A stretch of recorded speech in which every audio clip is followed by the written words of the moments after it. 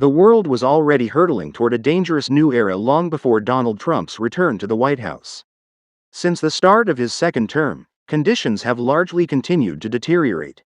The past year was exceptionally violent, and 2026 offers little reason for optimism.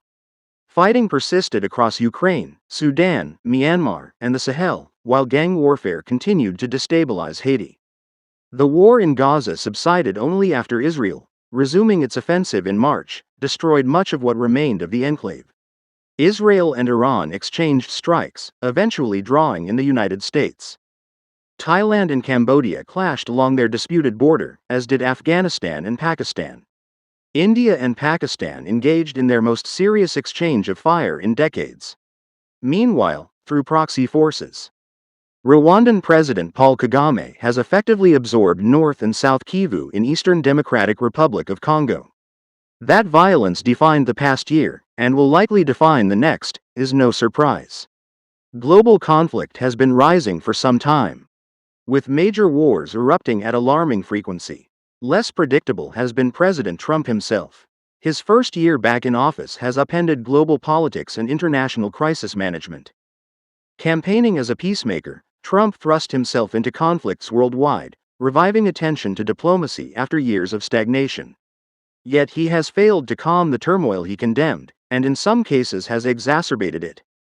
Trump's deals, often built atop others' diplomatic groundwork, have produced temporary relief but no durable peace. His administration's Iran strikes, naval deployments in the Caribbean, attacks on suspected drug-running vessels, and threats against Venezuela underscore a growing reliance on force.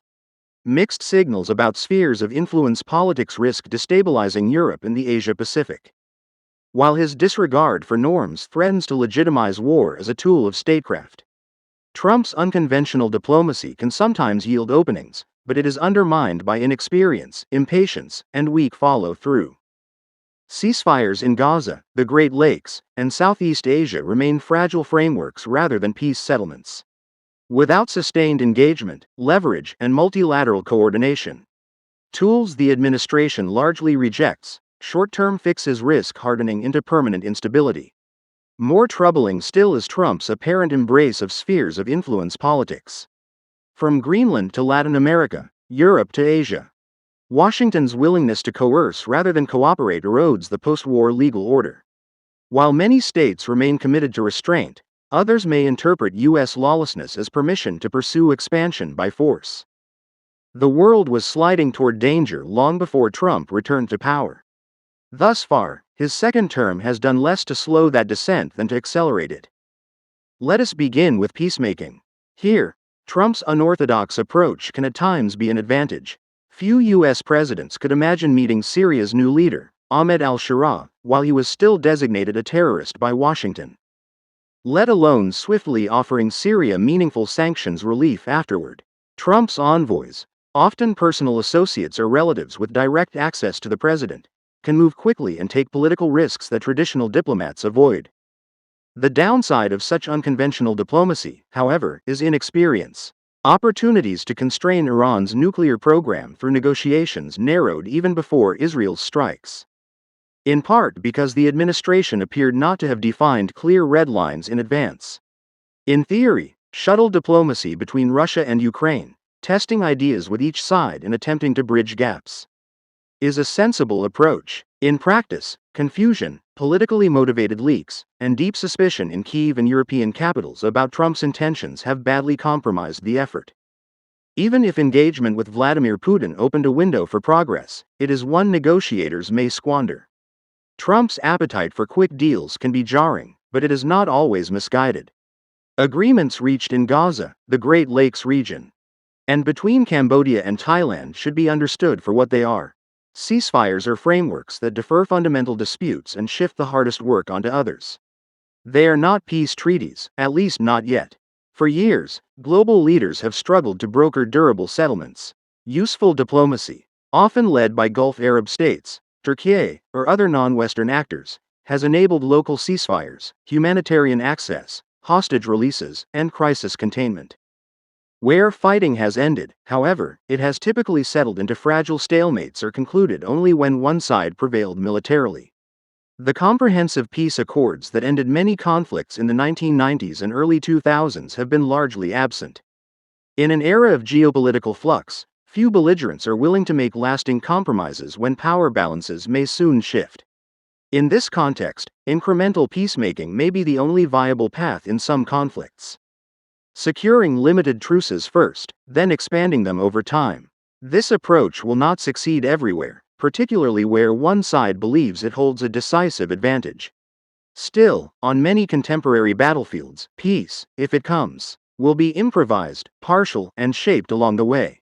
The danger is that temporary fixes collapse or ossify. Gaza's grim ceasefire. Palestinians confined to desperate conditions under Hamas rule while Israel controls the remainder of the territory. Blocks reconstruction, and continues strikes, can only be justified as a waypoint to something better. Likewise, an arrangement that leaves Rwandan proxies entrenched in the Kivus cannot be a final settlement. Trump has yet to deploy his full leverage, particularly with Israel, nor has he demonstrated the patience required to transform expedient deals into durable peace. His strategy relies heavily on applying U.S. power, pressuring allies dependent on Washington or threatening tariffs and dangling commercial incentives elsewhere. Yet this approach often overestimates the willingness of warring parties to trade what they see as core security interests for economic gain. More critically, the administration has offered little support for others to carry negotiations forward. It could empower mediators such as Qatar or Malaysia, coordinate with European partners, or work through the United Nations. It has largely shunned multilateral cooperation while slashing funding for UN agencies and peacekeeping missions. These shortcomings must be viewed against the broader backdrop of global diplomatic paralysis. European leaders, consumed by the threat on their own continent, have limited capacity elsewhere. China, despite its growing power, has largely left mediation in places like Afghanistan-Pakistan to others while backing Myanmar's junta. Still, if ceasefires are to be claimed as successes, they must at least endure, and ideally open space for deeper negotiations. More dangerous still is Trump's drift toward spheres of influence politics. In the Western Hemisphere, Washington has openly interfered in regional politics and conducted strikes of questionable legality. The heavy military buildup near Venezuela raises concerns about coercion or regime change, reinforcing the message that force will define U.S.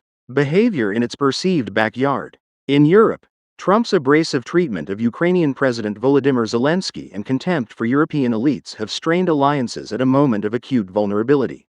While he has not yet forced a settlement that abandons Ukraine, Europe faces its gravest security crisis in decades and may soon have to defend itself amid U.S. political interference. In Asia, alliances have been damaged but not abandoned. U.S. policy on Taiwan remains intact, and it is difficult to imagine Washington relinquishing dominance in a region that accounts for half of global trade.